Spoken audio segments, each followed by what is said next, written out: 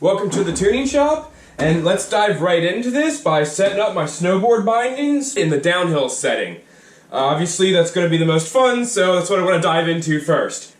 Voile has done an excellent job of bringing quality products to the people for an excellent price.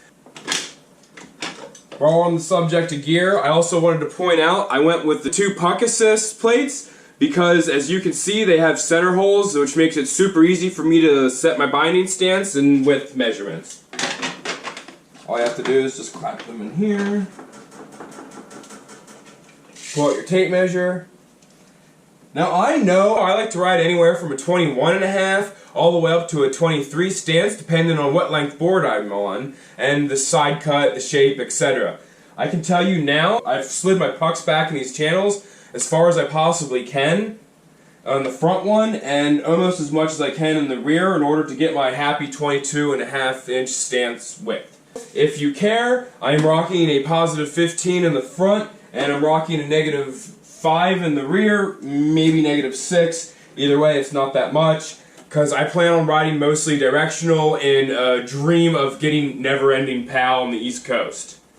Off camera, I know it looks like I just cleaned my Nintendo collection, but believe it or not, I actually pulled all this gunk off my edges. If you guys want to see one of my edge tuning tricks, comment below and let me know. I should point out that I was a gunsmith for a while there, and that's how I learned how to take metal cleaning to the extreme. These are the Spark Surge that I unboxed earlier, and I didn't have to do a whole lot to bring these out of the box and make them actually fit. Moment of truth.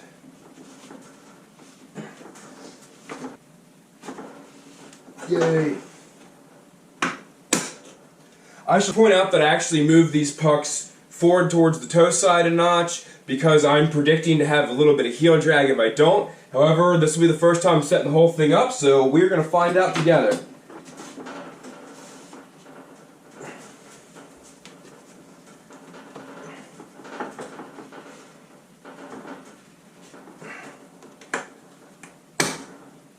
After getting the handy-dandy guide here from Ryan Napton, I'd like to point out that I am going to have to slide my front puck up one more notch due to the fact that I am not making clearance. With the magic of Hollywood, now all of a sudden my bindings will clear just enough, and I'd like to point out I'm actually going to bring this heel cup in a notch so that way my entire boot slides forward a bit, thereby evening the whole thing out. I love all the different adjustments and settings these Sparks R&D have.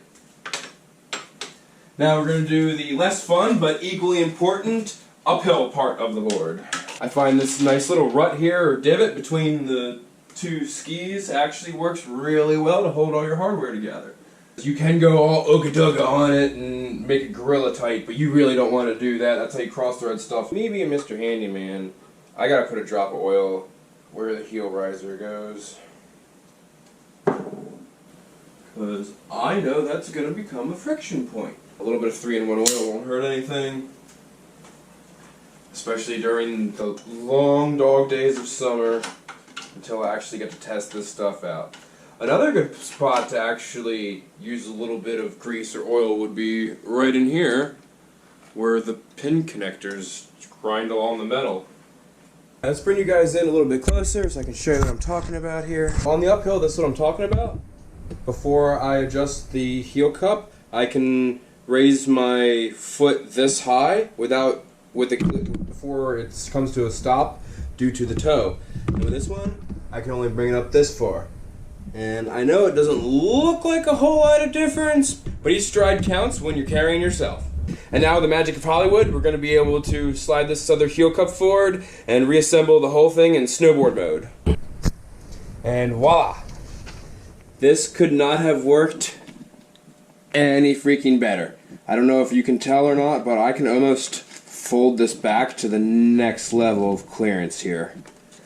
And I can do the same thing on this side. I can probably go down to that next bar if I folded this over.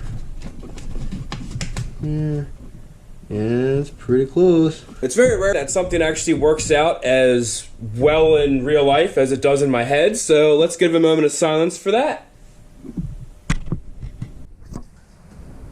Now that the moment of silence is complete, all I have to do is get my skins and crampons on here and I'll be good to go. But there are plenty of videos out there on how to set up your skins. You can look one of those up on your own.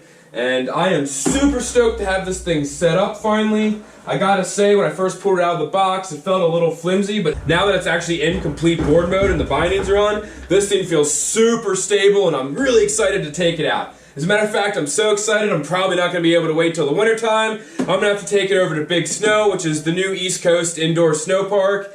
And I know I'm going to get a bunch of funny looks, but I'd rather people look at me funny than risk myself or my friends' well-being testing out my gear. Even when you got different gear than everybody else and everyone looks at you funny, just be happy that you can think outside the box and board through the pain!